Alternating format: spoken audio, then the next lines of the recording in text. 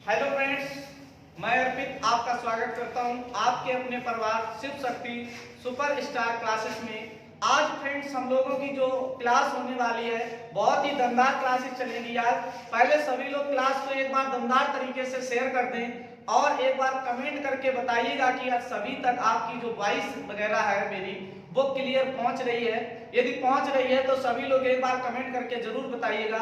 आज फ्रेंड्स हम लोग बात करने वाले हैं जो हम लोगों की क्लास रहने के वाली है वो ग्रुप डी के पर्पस से वो पूरी क्लास मैथ की रहेगी और जीएस की रहेगी।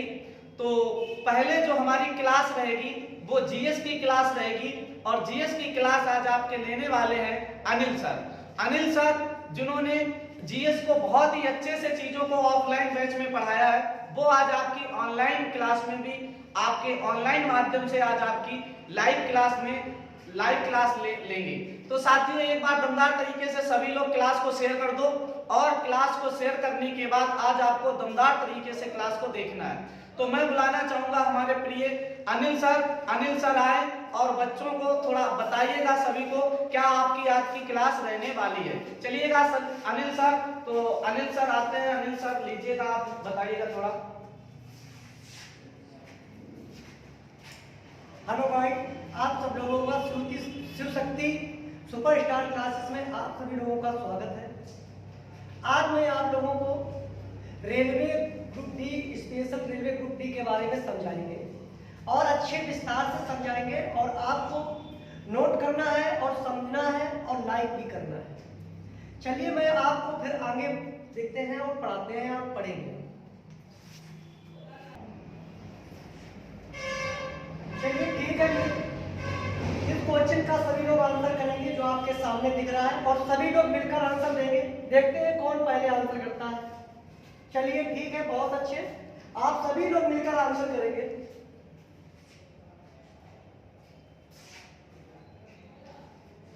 क्वेश्चन लिखा है कि भारत में सकल घरेलू उत्पाद का जीडीपी का सबसे बड़ा हिस्सा कहां से आता है और आपको सब कुछ बताना है। ए कृषि क्षेत्र, बी है उत्पादन निर्माण विनिर्माण, सी है सेवा क्षेत्र, डी है बच्चा रक्षा क्षेत्र।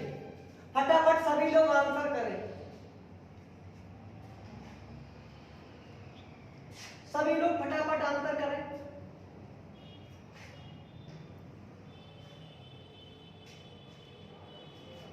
चलिए सभी लोग हम समझाते हैं, सभी लोग अब देखेंगे जिनका आंसर सही आया वो भी ठीक है और जिनका नहीं आया वो भी ध्यान देंगे और यहाँ बोर्ड पर ध्यान देंगे। चलिए ठीक है, देखिए जैसे कहेंगे कि कृषि यानी कृषि क्षेत्र और प्राथमिक क्षेत्र, द्वितीय क्षेत्र, तृतीय क्षेत्र यानी जीडीपी के 3 हिस्से होते हैं। जैसे नंबर 1 आता है आपका प्राथमिक क्षेत्र।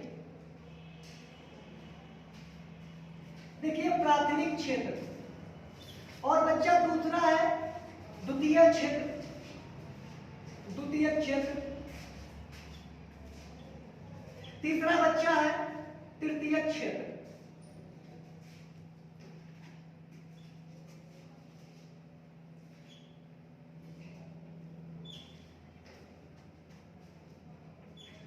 तृतीय क्षेत्र सभी लोग ध्यान देंगे। देखिए जब आपसे पूछा जाए कृषि क्षेत्र तो बच्चा प्राथमिक हिस्सा है और जब उत्पादन जब पूछा है निर्माण विनिर्माण ये बच्चा आपका द्वितीय क्षेत्र है। जब रक्षा आता है प्राथमिक क्षेत्र, लेकिन इन सबके होने के बावजूद अंत में आपका आता है सेवा क्षेत्र। और बच्चा सेवा क्षेत्र में आप जानते हो कि रक्षा भी आपका सेवा क्षेत्र में आ जाता है और बच्चा आपका बीमा भी सेवा क्षेत्र में आ जाता है। जैसे कि कृषि क्षेत्र में कौन कौन आता है, प्राथमिक अंश में कौन कौन आता है, क्योंकि जी 3 अंश होते हैं, प्राथमिक क्षेत्र और द्वितीय क्षेत्र और तृतीय क्षेत्र। आप ध्यान देंगे प्राथमिक क्षेत्र में क्या आता है, जैसे कृषि, मत्स्य उत्पादन, मत्स्य पालन, बच्चा कृषि मत्स्य पालन, वानिकी और बच्चा खनन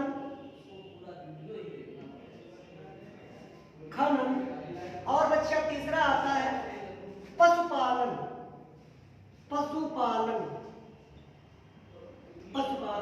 इनमें से आपको जो भी पहले दे दिया जाए इसका ऑप्शन बच्चा पहला तो क्वेश्चन है जो भारत में सकल घरेलू उत्पाद जीडीपी का सबसे बड़ा हिस्सा कहां से आता है, तो बच्चा सेवा क्षेत्र है। और सेवा क्षेत्र और मैंने कहा कि जीडीपी प्राथमिक क्षेत्र, द्वितीय क्षेत्र, तृतीय क्षेत्र। तो बच्चा प्राथमिक क्षेत्र में क्या आता है? प्राथमिक क्षेत्र में आता है कृषि, मत्स्य पालन, वानिकी, खनन, पशुपालन। इनमें से जब आ जाए कि निम्नलिखित में से कौन सा एक प्राथमिक क्षेत्र का हिस्सा है, तो तीन इन जो भी ऑप्शन में आपको इनसे देख लीजिए और यहाँ से जो भी एक ऑप्शन मिल जाए तो कहेंगे ये आप प्राथमिक क्षेत्र का हिस्सा है। द्वितीय क्षेत्र में देखिए, जैसे कहेंगे जो प्राथमिक क्षेत्र में जितनी भी चीजें आपकी उपज आपके घर से, मान लीजिए आप अपनी कृषि से ले लीजिए, क्या आपकी खेती लोहा जमीन से नहीं निकलता है? क्या खनिज जमीन से नहीं होता है?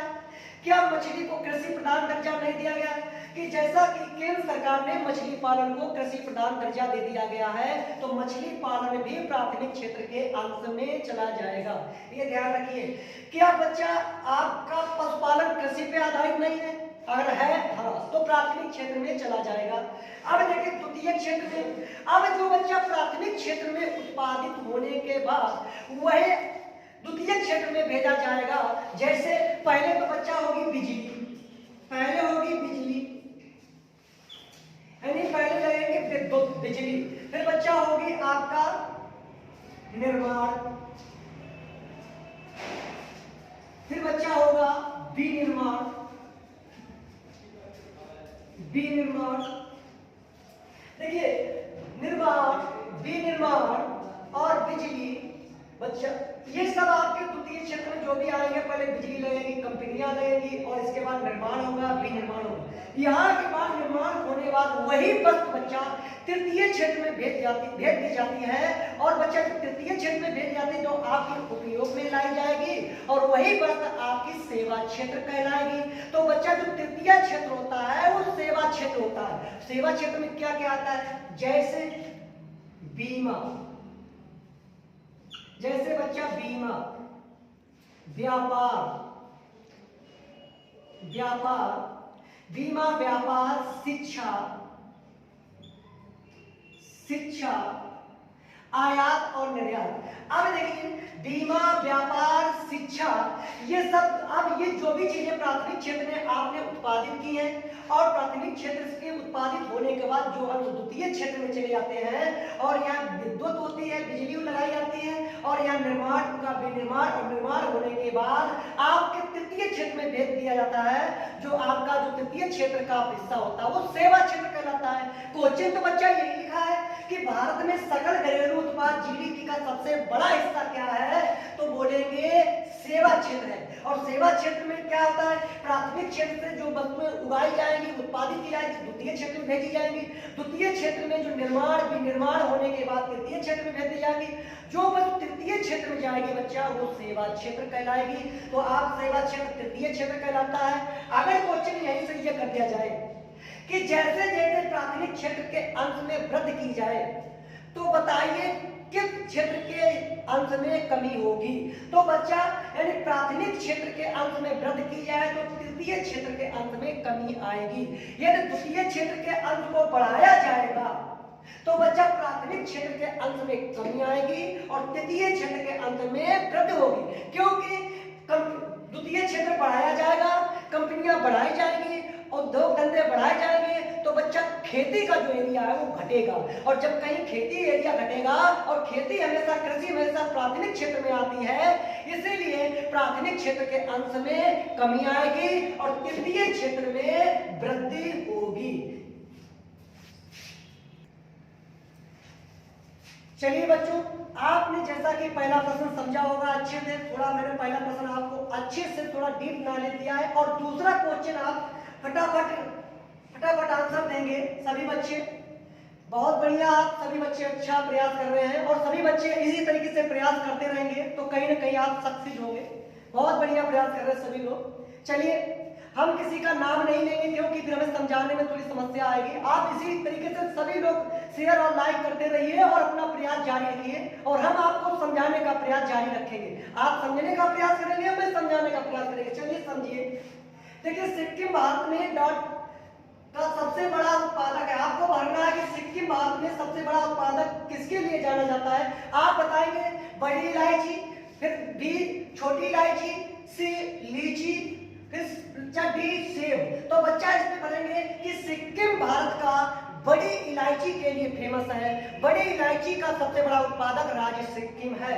तो यानी यहाँ आप भरेंगे बड़ी इलायची भरेंगे। फिर बच्चा छोटी इलायची के लिए कौन जाना जाता है? तो बच्चा छोटी इलायची का सबसे बड़ा उत्पादक राज्य केरल है। छोटी इलायची के लिए केरल है, सबसे बड़ा उत्पादक राज्य केरल है बच्चा। फिर बच्चा सेब के लिए बच्चा जम्मू कश्मीर है। और है जम्मू कश्मीर है, जम्मू व कश्मीर है, कश्मीर है। फिर बच्चा आपका तीसरा ऑप्शन है लीची। लीची के लिए भारत का सबसे बड़ा उत्पादक राज्य बिहार है। बिहार है, सबसे बड़ा उत्पादक राज्य बिहार है। चलिए, आप लोगों ने सबसे बहुत बढ़िया जवाब दिया, सभी लोग आप अच्छे से। चलिए, हमारा तीसरा क्वेश्चन बोर्ड पर आपके सामने लगा है कि जैसा मंगलयान मिशन किस रॉकेट द्वारा लॉन्च किया गया था। ऑप्शन आपके सामने स्पष्ट रूप से लिखे हुए हैं। PSLV C-25, डी ऑप्शन है GSLV Mk-3M1। बच्चा सी ऑप्शन है PSLV C-37। फिर बच्चा डी ऑप्शन है PSLV C-11। फटाफट सभी लोग आंसर करेंगे और कमेंट करेंगे, लाइक करेंगे, शेयर करेंगे, सभी लोग आंसर देंगे। चलिए, आप लोगों ने बहुत अच्छा जवाब दिया। अब चलिए, जिनका जवाब नहीं सही आया वो आप देख लीजिए, बोर्ड पर सामने आइए।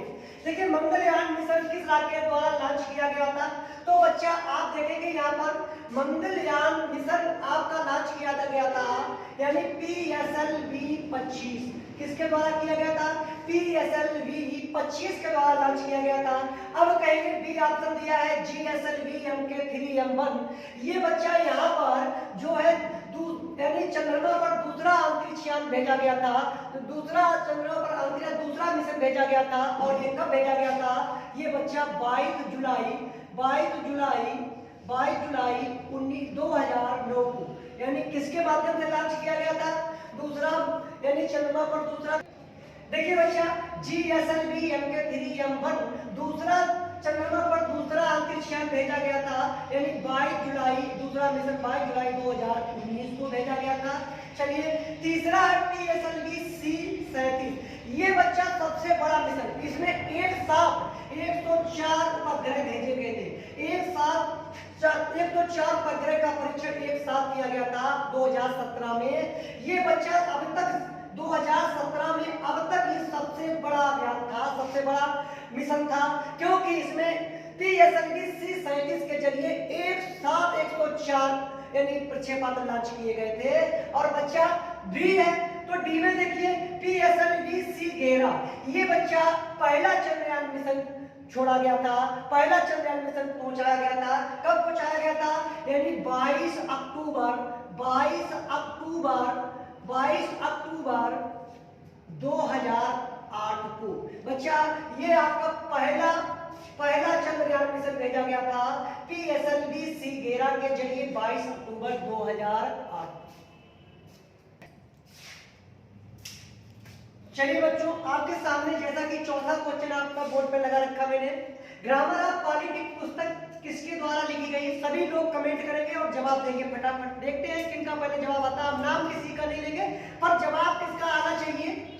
जवाब किसका आएगा पहले, ये तो हम ही बताएंगे। चलिए फटाफट आप लोग सभी लोग कमेंट करें। पहला ऑप्शन है लास्की, दूसरा ऑप्शन है अरस्तु, तीसरा ऑप्शन है जेबी कृपलानी और बच्चा चौथा ऑप्शन है कार्ल मार्क्स। चलिए, सभी लोगों का बहुत अच्छा जवाब, बहुत अच्छा जवाब। आइए अब देखिए, ग्रामर ऑफ पॉलिटिक्स, ये बच्चा पुस्तक के लेखक, इस प्रश्न का जवाब होगा लास्की। क्या होगा? इस प्रश्न का जवाब होगा लास्की। चलिए, बहुत बढ़िया, इस प्रश्न का आंसर होगा लास्की। ये ग्रामर ऑफ पॉलिटिक्स, जब बच्चा आपका पॉलिटिक्स आ जाए, पॉलिटिक्स, तो अरस्तु के द्वारा लिखी गई पुस्तक है पॉलिटिक्स। बच्चा, पॉलिटिक्स पुस्तक जो है अरस्तु ने लिखी है। दास कैपिटल, बच्चा यहाँ पर दास कैपिटल बच्चा दास कैपिटल पुस्तक के लेखक है कार्ल मार्क्स हैं। इनके कार्ल मार्क्स द्वारा लिखी गई पुस्तक दास कैपिटल है, जो कई बार रेलवे बुक में मैंने देखा है पूछी गई है और बहुत इंपॉर्टेंट पुस्तक है। यानी जब पूछा जाए कि दास कैपिटल पुस्तक के लेखक कौन है तो कार्ल मार्क्स हैं। पॉलिटिक्स के लेखक कौन है? अरस्तु है। ग्रामर ऑफ पॉलिटिक्स पुस्तक के लेखक कौन है तो बच्चा लास्की है। अब बच्चा आते हैं जेबी कृपलानी, इनके द्वारा लिखी गई पुस्तक है पॉलिटिक्स ऑफ चरखा। इनके द्वारा पुस्तक लिखी गई है पॉलिटिक्स ऑफ चरखा, पॉलिटिक्स ऑफ चरखा। बच्चा इनके द्वारा पुस्तक लिखी गई है पॉलिटिक्स ऑफ चरखा। तो पूछा जाए यदि पॉलिटिक्स ऑफ चरखा ये पुस्तक किसके द्वारा लिखी गई? जेबी कृपलानी के द्वारा। ग्रामर ऑफ लास्की के द्वारा। ग्रामर ऑफ पॉलिटिक्स बच्चा पुस्तक लास्की के द्वारा। चलिए सभी लोगों का बहुत अच्छा जवाब, बहुत अच्छा। सभी लोग इसी तरह से लगे रहे और आगे बढ़ते रहे। चलिए बच्चों की दूसरा क्वेश्चन हमारा स्लाइड पर लगा है, क्वेश्चन नंबर 5। ये क्वेश्चन है बच्चा, शेख सलीम चिश्ती की दरगाह कहाँ स्थित है? सभी लोग आंसर देंगे, सभी लोग अच्छे से आंसर देंगे, सोच समझ के आंसर देंगे, बहुत अच्छे से सोचना होगा। सभी लोग आप अच्छे से आंसर देंगे। जैसा कि आप लोग पिछले क्वेश्चनों को आपने बहुत अच्छा आप लोगों ने आंसर किया, बहुत अच्छा प्रयास किया और इसी तरीके से आप आंसर इसका भी देंगे। चलिए बहुत अच्छे, बहुत अच्छे। चलिए जिन लोगों का आंसर आया वो देखेंगे और जिन लोगों का आंसर अभी तक नहीं आया वो भी देखेंगे। चलिए हम समझाते हैं। बच्चा शेख सलीम चिश्ती की दरगाह कहाँ स्थित है? इस क्वेश्चन का बच्चा आंसर होगा फतेहपुर सीकरी। फतेहपुर सीकरी। कई लोगों ने हम देखा है अजमेर लगा रहे हैं। अजमेर बच्चा नूमुद्दीन चिश्ती की दरगाह है। अजमेर में नूमुद्दीन चिश्ती की दरगाह है, जबकि शेख सलीम चिश्ती की दरगाह फतेहपुर सीकरी है। बच्चा तीसरा ऑप्शन आता है दिल्ली। तो दिल्ली बच्चा मोती मस्जिद और दिल्ली मोती मस्जिद का निर्माण औरंगजेब ने कराया था, जबकि जामा मस्जिद का निर्माण शाहजहां ने कराया था, जबकि दिल्ली का पुराना किला शेर शाह सूरी ने बनवाया था। तो यहाँ दिल्ली हो जाएगा ऑप्शन। और बच्चा तीसरा ऑप्शन है सिकंदरा। यहाँ पर बच्चा अकबर का किला स्थित है। अकबर का किला बच्चा जब पूछा जाए कहाँ स्थित है और सिकंदरा में है। चलिए सभी लोगों ने बहुत अच्छा प्रयास किया और इसी तरीके से आप प्रयास करते रहेंगे, हमारे चैनल को सब्सक्राइब करते रहेंगे और हम डेली क्लास, आज तो मैंने 5 ही क्वेश्चन आपके सामने रखे हैं और नेक्स्ट क्लास में आपको 5 से 20 और 20-30 ऐसे बढ़ाते चले जाएंगे, जिससे मैं आपका रेलवे ग्रुप डी और अदर एग्जाम समय से हम कंप्लीट करा सकें, इधर ऑनलाइन के माध्यम से उधर ऑफलाइन के माध्यम से। बच्चा इस प्रकार से आप अपना अध्ययन करते रहिए। चलिएगा साथियों, अब आप दमदार तरीके से सेशन में बने रहिएगा। आज आपको मिलने वाली है ग्रुप डी और यूपी कांस्टेबल की पूर्णतः मैथ का प्रैक्टिस सेट। आज हम लोग बात करने वाले हैं मैथ पे पहले, और मैथ का आप देख पा रहे हैं स्लाइड पे पहला प्रश्न लगा हुआ है। तो आप लोग सभी लोग एक बार कमेंट करके आंसर बताइएगा। सभी लोग कमेंट करके बताओ आप कैसे हैं। आशा उम्मीद है आप बहुत बढ़िया होंगे और दमदार तरीके से आप क्लास को लेते रहिएगा। और एक बार सभी लोग कमेंट करके इस प्रश्न का आंसर बताओ साथियों कि आंसर क्या होगा। अभी तक यदि आपने मेरे चैनल को सब्सक्राइब नहीं किया है साथियों, तो एक बार चैनल को सभी लोग सब्सक्राइब कर लें और अगर वीडियो आपको अच्छी लग रही तो एक बार आप लोग लाइक भी कर लें। एक बार सभी लोग इस प्रश्न का आंसर बताएं साथियों क्या होगा। और आंसर आप देखो काफी साथियों के आंसर आना स्टार्ट हो चुके हैं। सभी लोग बहुत बढ़िया भाई, बहुत दमदार तरीके से आंसर कर रहे हैं। तो ऐसे क्वेश्चन आपके जो एनटीपीसी के एग्जाम में अभी देखे गए, बहुत सारे प्रश्न पूछे हुए थे इस बेस पर। चलिएगा साथियों बात करते हैं इस प्रश्न के लिए कि हमारा जो इस क्वेश्चन को करने की हमारी जो ट्रिक्स वगैरह रहेंगी वो क्या रहेंगी। आप इसको बेसिक से भी सॉल्व कर सकते हो, हालांकि बेसिक हम लोग यहाँ पे यूज नहीं करेंगे। बिना बेसिक के हम लोग ट्रिक के माध्यम से हम लोग इस प्रश्न का आंसर देंगे। साथियों करना क्या होता है, जैसे यहाँ पे लिखा है 2a और इक्वल में 3b इक्वल में 4c। अब यहाँ पे अगर उसने 4c लिखा है इस तरीके से दिया गया है, हमें करना क्या है साथियों, हमें इन 2 और 3 और 4 का एलसीएम लेना है। क्या साथियों करना है, एलसीएम लेना है। 2, 3, 4 का एलसीएम लेना है। अब साथियों 2, 3, 4 का जो लासा होगा वो कितना होगा, वो 12 होगा। लासा कितना आएगा, 12। यानी कि ओवरऑल वैल्यू को 12 बनाना है। 2 पहले से है साथी, दो पहले से है तो दो में हम किसका गुना करें, दो में। अब यहाँ भी 12 साथियों होना चाहिए, यहाँ भी 12 होना चाहिए, यहाँ भी 12 होना चाहिए। अब साथी दो में किसका गुना करें कि 12 हो जाए, तो आप कहेंगे a का मान 6 रख लो। यदि दो में हम 6 का मल्टीप्लाई कर देंगे साथियों तो 12 आ जाएगा। अब साथी बात करते हैं इसी प्रकार से b में, यहाँ पे हम 3 में किसका गुना करें कि 12 हो जाए, तो आप कहेंगे 4 का गुना कर दो 12 हो जाएगा। इसी प्रकार आपसे मैं कहूं यहाँ पे मैं 3 और 4 ऑलरेडी पहले से 4 रखा है तो c की वैल्यू में क्या रखूं, तो आप कहेंगे c की वैल्यू 3 रख लो 12 हो जाएगा। इस तरीके से हमने जितने से गुना किया, अगर a के साथ हमने 6 से गुना किया तो a का अनुपात साथियों कितना हो गया, a की वैल्यू 6 हो गई। और b के साथ हमने अगर 4 से गुना किया तो b की वैल्यू 4 हो जाती है। इसी प्रकार c से हमने 3 से गुना किया तो c की वैल्यू 3 हो जाती है। अब साथियों उसने हमसे पूछा क्या था, a अनुपात b अनुपात c पूछा था। क्या पूछा था, a अनुपात b अनुपात c पूछा था। तो a का मान 6, b का मान 4 और c की वैल्यू भाई मेरे 3 हो जाएगी। यही हमारा इस प्रश्न का आंसर हो गया। जिन साथियों ने मेरे 6 अनुपात में 4, 6:4:3 को आंसर किया था उन सभी प्यारे साथियों का बिल्कुल सही आंसर है। आपका जो आंसर हो जाता है वो जाता है 6:4:3, 6:4:3, यानी कि ऑप्शन नंबर बी। जो option number B will be right answer, बिल्कुल परम सत्य आंसर हो जाता है ऑप्शन नंबर बी। बढ़ते साथी एक और अगले प्रश्न के साथ, और अगला प्रश्न कुछ आपका इस तरीके से। चलिएगा साथी एक बार सभी लोग कमेंट करके इस प्रश्न का आंसर करिए। यहाँ पे हमसे पूछा गया है, जैसा आप देख पा रहे हो, 16 तथा 24 का तृतीय अनुपाती क्या होगा। रेशियो यानी कि अनुपात समानुपात में चीजें आपने पढ़ी होंगी, जहां से आपका थर्ड रेशियो आपसे पूछा जाता है। तो सभी लोग एक बार कमेंट करके इसका आंसर बताइएगा। सभी लोग एक बार कमेंट करके आंसर बताओ कि तृतीय अनुपात क्या होगा।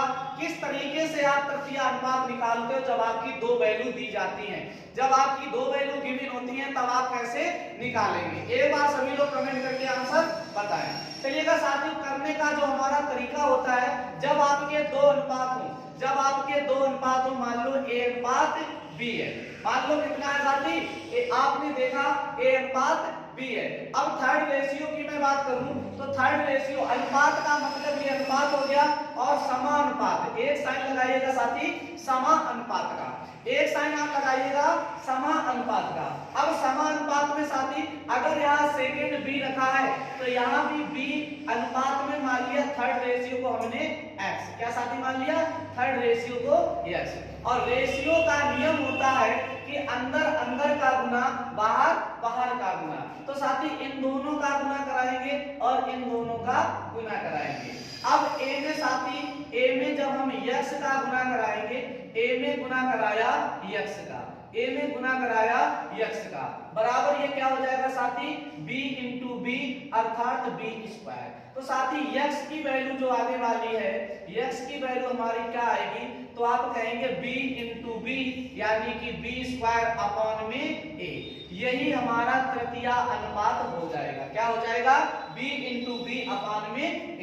अब साथी b की वैल्यू यहाँ पे कितनी है, तो आप कहेंगे 24 है इंटू 24 और अपॉन में a, और a कितना है 16। अब देखिएगा साथी ये 8 से डिविजिबल हो जाएगा, 8 दूनी 16, 8 तिरका 24 और 2 से काटा 12 को, तो 12 तिरका कितना हो जाता है 36 हो जाता है। यानी कि 16 तथा 24 का जो थर्ड रेशियो होगा, तृतीय अनुपात होगा, वो 36 आएगा। तो 36 किस ऑप्शन में था, ऑप्शन नंबर सी था, जिसमें लिखा था 36। तो सभी साथियों का आंसर सही हो जाता है जो साथी आंसर करते थे सी नंबर ऑप्शन को, जिसने टिक किया। चलिएगा पढ़ते हैं, उम्मीद है बहुत अच्छे से समझ में आया होगा। बढ़ते हैं अगले प्रश्न की ओर दमदार तरीके से। तो अगला प्रश्न कुछ इस तरीके से, चलिएगा। तो साथी एक और प्रश्न आपका कंपाउंड इंटरेस्ट से है। कंपाउंड इंटरेस्ट यानी कि चक्रवृद्धि ब्याज के, और वो चक्रवृद्धि ब्याज में जो आपका गुना वाला टाइप होता है साथी, गुना से ये प्रश्न आपके बहुत अच्छे तरीके से पूछे जाते हैं। तो सभी लोग एक बार कमेंट करके इस प्रश्न का आंसर बताएं। जैसा कि आप देख पा रहे हो कि अगर कोई धन 3 वर्ष में दोगुना तो कितने वर्ष में उसी चक्रवृद्धि ब्याज की दर पर 64 गुना होगा। कितने वर्षों में, हमें साथियों यहाँ पे वर्ष बताना है। क्या बताना है? वर्ष बताना है। सभी लोग एक बार दमदार तरीके से कमेंट करके इस प्रश्न का आंसर दें। और देखिएगा, जिन साथियों का नहीं हुआ है वो परेशान नहीं हो, वो चीजों को यहाँ पे मेरे साथ सीखने का प्रयास करें साथ। तो चलिएगा करते हैं फ्रेंड्स, इस टाइप के प्रश्न को कैसे करना है, कौन सी ट्रिक्स हमारी रहेगी जो उपयोगी रहती है इस टाइप के क्वेश्चंस के लिए। तो बात करते हैं साथियों, एक तरफ हमें क्या करना होता, एक तरफ वर्ष लिखना होता और एक तरफ गुना लिखना होता। एक तरफ वर्ष लिखना है और एक तरफ गुना रखना है। तो वर्ष की साइड में पहले वर्ष कितने थे? 3 और पहला गुना कितना था? 2। तो साथी इसको जो 2 है, इस 2 को हमें पावर में तोड़ना है, तो 2 को हम ऐसे लिख सकते हैं 2 की घात 1। कितना लिख सकते हैं साथी? 2 की घात 1। अब दूसरा टाइम हमसे यहाँ पूछा गया और 64 गुना साथी कह रहा है। तो एक बात बताइएगा, हमें जो दूसरा गुना दिया जाए उस गुने को भी साथी हमें पहले वाले के बेस में तोड़ना है। जैसा कि आप देख पा रहे हैं यहाँ 2 है, तो 64 को भी हम 2, जैसे बेटा बात करते हैं कि 8 को 2 की पावर 3 अगर लिख सकते हैं, 2 की पावर 4 को हम लोग 16 लिख सकते हैं, 2 की पावर 5 को हम लोग कितना 32 लिख सकते हैं साथी। इसी प्रकार 2 की पावर 6 को हम कितना लिख सकते हैं? 64 लिख सकते हैं। 2 की पावर 6 को हम कितना लिखेंगे? 64 लिखेंगे। हमें आधार समान करना है, ये 2 था तो 64 को हमने कितना लिया साथी? 2 की पावर 6, 2 की पावर 6। अब साथी यहां समझिएगा, जो पावर बराबर होती है वो वर्ष की होती है। पावर 1 बराबर किसके? 1 बराबर पहले वर्ष के, 1 पावर 1 घात बराबर 3 वर्ष की। और हमें घात साथी चाहिए कितनी? 6। तो 1 बराबर 3 के साथी, तो 6 बराबर, यानी 6 का गुना दोनों तरफ करोगे तो घात 6 बराबर 6 त्रिका 18 वर्ष के। घात 6 होने में साथी 18 वर्षों का टाइम लगेगा। बोलो सभी लोग एक बार कमेंट करके, क्या ये ट्रिक आपको समझ में आई? और कमेंट करके बताइएगा कि ये ट्रिक आपको कैसी लगी। जितने भी साथी गुना वाले प्रश्न होंगे वो सभी प्रश्न इसी तरीके से हो जाएंगे। तो सभी हमारा जो सभी साथी जो आंसर कर रहे थे 18 वर्ष, उन साथियों का बिल्कुल सही आंसर था। तो साथी इस प्रश्न का हो जाता है आंसर 18 वर्ष। डी नंबर ऑप्शन में दिखा था 18 वर्ष। किसमें लिखा था साथी? डी नंबर ऑप्शन में लिखा था 18 वर्ष। तो साथी इस प्रश्न का आंसर कितना? 18। चलिएगा साथी बढ़ते थोड़ा स्पीड में अगले प्रश्न की ओर थोड़ा। चलिएगा साथी एक बार सभी लोग जो आपके सामने प्रश्न संख्या 4 चौथे प्रश्न का सभी साथी हमें एक बार कमेंट करके आंसर बताएं कि इस प्रश्न का आंसर क्या होगा। ये प्रॉफिट एंड लॉस का बहुत ही दमदार क्वेश्चन रखा है। इसी प्रकार वैल्यू के साथ दूसरा प्रश्न था जो यूपी कांस्टेबल के एग्जाम में पूछा गया था। और ऐसे प्रश्न आपके जितने भी वनडे एग्जाम होते हैं सभी एग्जामों में ऐसे प्रश्न पूछे जाते हैं। तो एक बार सभी लोग, और काफी लोग देखो आंसर भी कर रहे हैं, तो काफी जनों का सही भी आंसर है। तो चलते साथी इस टाइप के प्रश्न को हमें एग्जाम में कैसे बनाना होगा, बिल्कुल एक आसान से मेथड के साथ। साथी याद का रखना है तो समझते हैं सबसे पहले ट्रिक। अगर आपको ये ट्रिक अच्छी लगे तो सभी साथी एक बार वीडियो को लाइक करना और शेयर करना। चलिएगा, हमें क्या याद रखना है? एक हमें रिलेशन याद रखना, सीपी और एमपी। एमपी मतलब एमआरपी, एमपी मतलब एमआरपी। सीपी और एमआरपी का एक रेशियो हमें याद रखना है। अब साथी सीपी क्या होता है? तो 100 माइनस डिस्काउंट। हम लोग कस्टमर से कहते हैं कि भाई कुछ परसेंट डिस्काउंट दे दो, तो कस्टमर हमें जो हम लोग अगर हम लोग किसी दुकान पे गए तो शॉपकीपर कस्टमर हमेशा कहता है कि हमें डिस्काउंट चाहिए, तो भाई वो कितना डिस्काउंट लेता है? जैसे हमने शॉपकीपर ने हमें 100 वाली चीज वस्तु पर हमें 10% का डिस्काउंट दे दिया, तो मैं लाया कितने को? तो मैं लाया 90। तो जितने को मैं खरीद के लाया साथी वही हमारा क्या हो जाता है? सीपी हो जाता है। अब यहाँ पे बात करते हैं एमआरपी।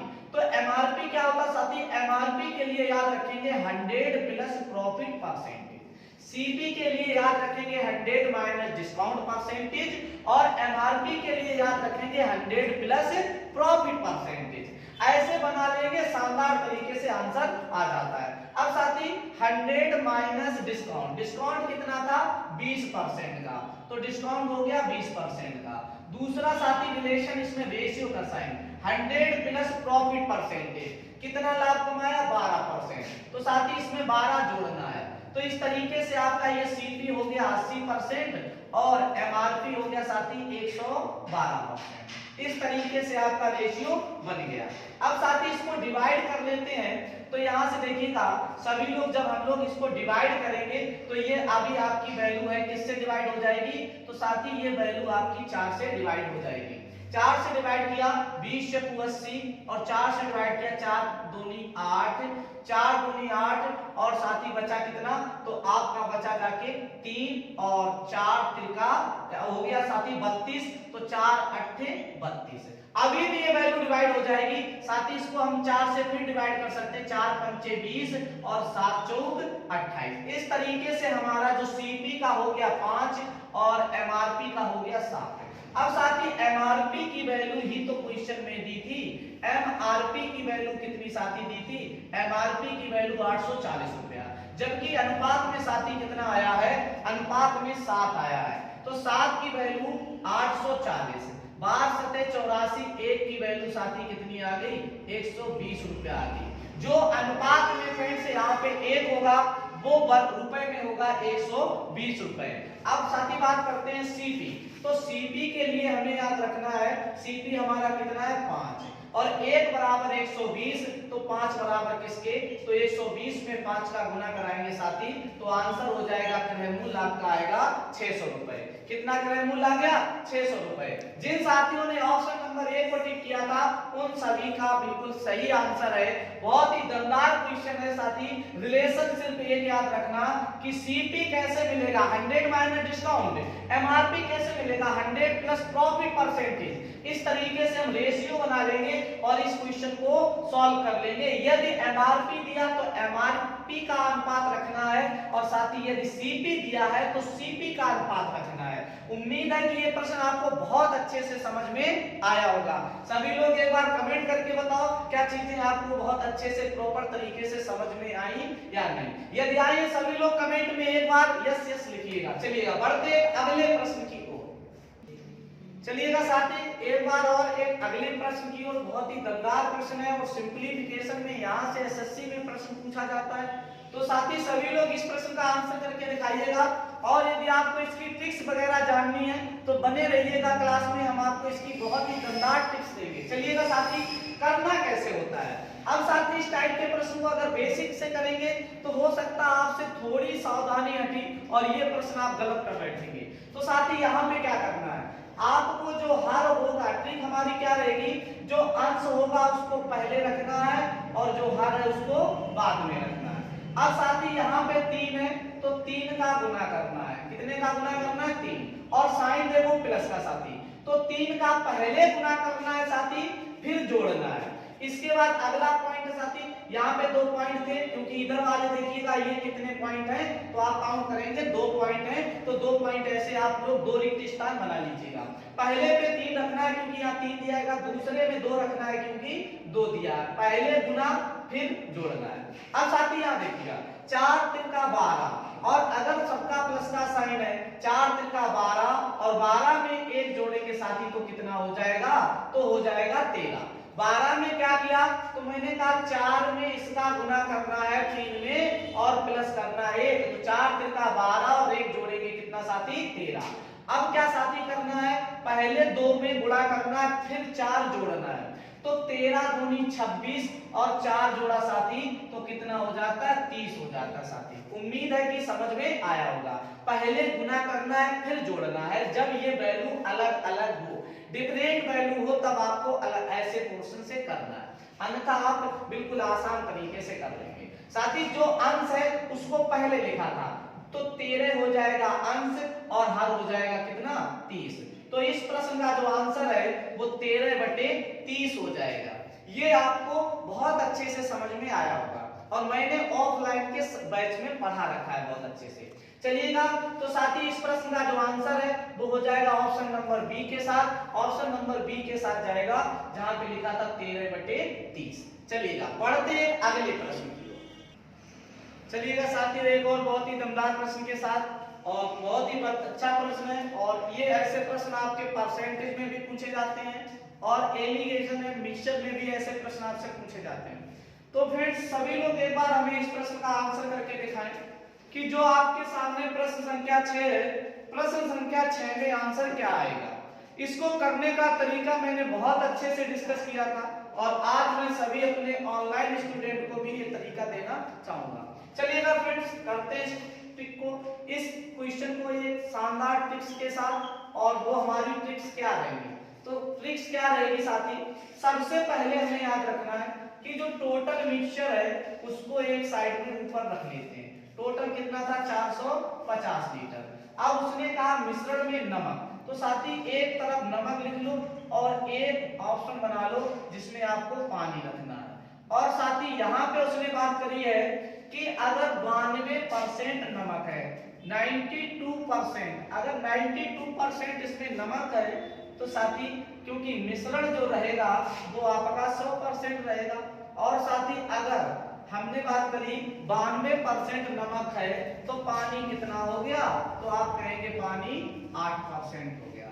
अब कह रहा है साथी कि कितना नमक वाष्पीकरण हो जाए कि पानी की मात्रा 12% हो जाए। अब साथी अगर पानी 12% हो जाएगा तो नमक कितना बचेगा, तो आप कहेंगे 88% यानी कि 88%। अब साथी यहाँ पे आते हैं ट्रिक। ट्रिक में क्या याद रखना कि जिसको मिलाया जाएगा, साथी जिसको मिलाया जाए, इस ट्रिक को भी याद रखिएगा, जिसको मिलाया जाए, जिसको मिलाया जाए या उड़ाया जाए, जिसको मिलाया जाए या उड़ाया जाए उसे नहीं लेना है साथी, उसे नहीं लेना है।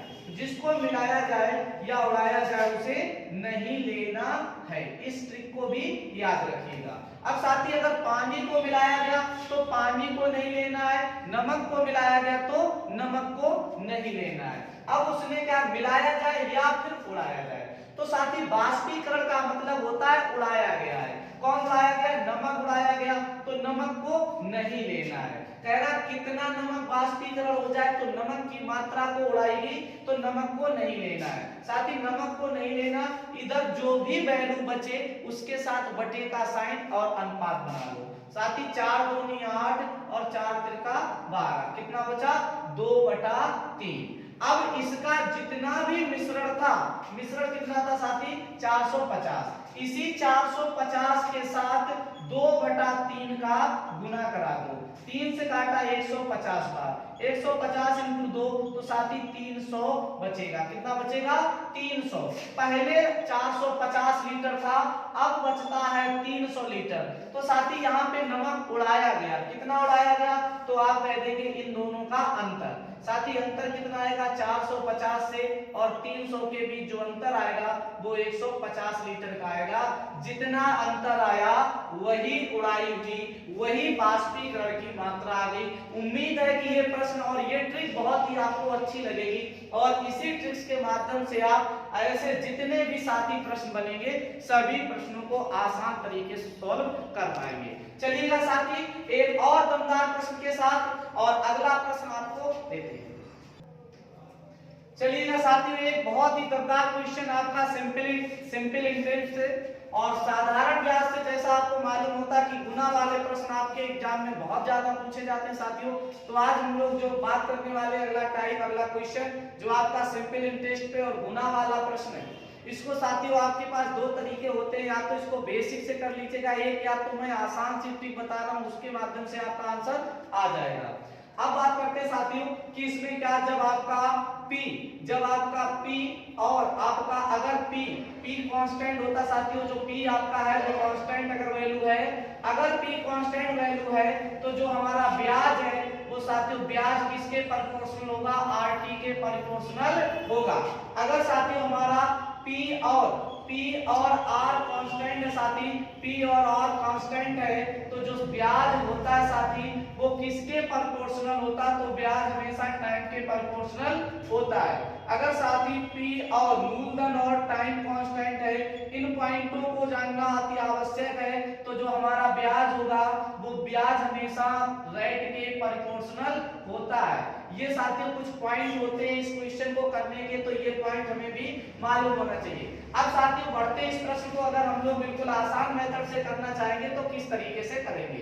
साथियों यहाँ पे देखिएगा कि उसने बात करी है, सबसे पहले मैंने एक साइड में टी रख लिया और दूसरी साइड में मैंने मूलधन और एक कॉलम मैंने गुना हो जाता मतलब मिश्र धन, और एक बनाएंगे सिंपल इंटरेस्ट यानी कि एसआई का कॉलम। तो साथियों मैंने बहुत अच्छे से आपको पढ़ाया होगा ऑफलाइन बैच में। अब हम बात करते हैं ऑनलाइन पे। तो यहाँ पे जैसे उसने कहा 12 वर्ष में साथी 4 गुनी हो जाती है। मूलधन कांस्टेंट रहता है, जो नियत रहता है 100% रहता है, जो कि कभी बदलता नहीं है, 100% मूलधन ही होता है इसमें। अब बात करते हैं मूलधन 1 था और 1 अगर वो 4 गुना हो गया साथी, तो 1 का जो 4 गुना है वो कितना 4 हो जाता है। साथियों इस तरीके से जो ब्याज होता है आपने देखा होगा कि जो ब्याज रहता है वो हमारा अमाउंट माइनस प्रिंसिपल होता है साथी। क्या होता है? Amount minus principal. अब साथी यहाँ से जो ब्याज है वो कितना हो जाएगा? 3 हो जाएगा। ये कितने वर्षों में साथी? ये 12 वर्षों में। पहला जो टाइम था वो 12 था। बस इसी ट्रिक से आप करेंगे आगे। कह रहा वही राशि साथी, राशि वही है और 11 गुनी हो जाएगी, मतलब 11 गुनी 1 का 11 कितना होता है? 11। तो साथी यहाँ से ब्याज कितना मिलेगा? तो आप कहेंगे ब्याज मिलेगा 10। अब साथी मैंने कहा जब आपकी दर, और इस वाले प्रश्न में क्या कांस्टेंट है? तो इस वाले प्रश्न में साथी आप देख पा रहे हो मूलधन आपका कांस्टेंट है जो कि बदला नहीं है, और दर भी वही है, दर भी कांस्टेंट है जो कि बदली नहीं है। तो साथी जब मूलधन और दर कांस्टेंट होता है तो ब्याज किसके प्रोपोर्शनल होता है? ब्याज टाइम के प्रोपोर्शनल होता है। जितना गुना ब्याज बढ़ेगा टाइम भी साथी उतना गुना ही बढ़ेगा। अब साथी बात करते हैं कि 3 से हमें 10 बनाना है। 3 से हम 10 बनाएंगे तो कैसे बनेगा साथी? तो आप कहोगे कि 3 में 10, 3 से 10 बनाना है तो 10/3 का क्या कर दो? गुना कर दो। किसका गुना कर दो? 10/3 का। 10/3 का साथी 3 से अगर हमें 10 बनाना है, 3 से 10 बनाना है तो हम 3 में किसका गुना करेंगे? 10/3 का गुना करेंगे। 10/3 का जब गुना करेंगे तो ये 3 से 3 कैंसिल हो जाएगा और बचेगा कितना? 10। यानी कि हमें गुना करना है साथी 10/, पहले 3 था ब्याज, जब 10 हो गया तो कितना गुना बढ़ गया साथी? 10/3 गुना बढ़ गया। जितना गुना उधर ब्याज बढ़ा उतना गुना टाइम बढ़ेगा। तो साथी यहाँ पे आप टाइम देखेंगे तो 12 का अगर हम 10/3 गुना निकाले साथी, 12 का 10/3 कितना होता है? 3 चक्कू 12 और 10 चक्कू 40। तो साथी इस तरीके से जो हमारा कहना उसी ब्याज की दर से 11 कितने वर्षों में साथी? यहाँ पे सुनिए ये आपके वर्षों की वैल्यू दीगी, ना कि ये परसेंटेज की। ठीक है, तो वैल्यू की वैल्यू हो जाएगी 40 वर्ष। 40 वर्ष 30 को सुधार कर लीजिएगा, 40 वर्ष आपका बी नंबर ऑप्शन है, बिल्कुल सही आंसर हो जाएगा। क्योंकि हमसे यहाँ से कितने वर्षों में पूछा था, तो जब भी ऐसा प्रश्न आएगा तो इस प्रश्न का जो आंसर होगा वो कितना? 40 वर्ष हो जाएगा। आप कमेंट करके बताइएगा ये ट्रिक आपको कैसी लगी। जब आपको ये ट्रिक मालूम होगी तो आपको कतई n1 - 1/t1 बराबर n2 - 1/t2 वाला फार्मूला बिल्कुल साथियों यूज करने की आवश्यकता नहीं है, क्योंकि कहीं कहीं पे बेसिक से चीजें हमारे लिए मुश्किल हो जाती है। तो साथी बने रहिएगा, दमदार तरीके से पढ़ते रहिएगा हमसे, और हम आपके साथ जुड़े रहेंगे। हम प्रयास करेंगे साथियों कि आपके ग्रुप डी और यूपी कांस्टेबल का फुल मैथ प्रैक्टिस आपको करवा पाए। तो उसके लिए साथी आप भी बने रहिएगा, हम भी लगातार आपको क्लासें ऐसी उपलब्ध कराते रहेंगे। आपको क्लास ये कैसी लगी एक बार सभी साथी कमेंट करके जरूर बताइएगा। यदि आपको अच्छी लगी है तो क्लास को जरूर लाइक करिएगा और साथ ही हमारे चैनल को सब्सक्राइब करिएगा। ठीक है, और आप भी अपना डाउट भेज सकते हो कि आपको किस सब्जेक्ट में ज्यादा प्रॉब्लम आ रही है। हम लोग डीपली उन सब्जेक्ट के अंदर उन टॉपिक्स पे बात करने वाले साथियों। तो ठीक है, तो बाय बाय, शुभ रात्रि। सभी लोग दमदार तरीके से ऐसे ही प्रैक्टिस करते रहिएगा। Good night.